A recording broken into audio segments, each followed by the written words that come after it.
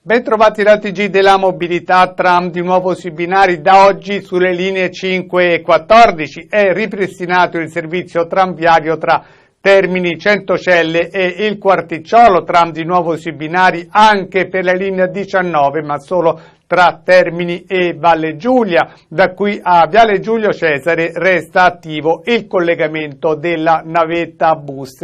E stamattina alle 9:30 in Piazza Venezia possibili disagi alla circolazione per una cerimonia all'Altare della Patria. In caso di necessità saranno attuate chiusure e deviazioni delle linee del trasporto pubblico.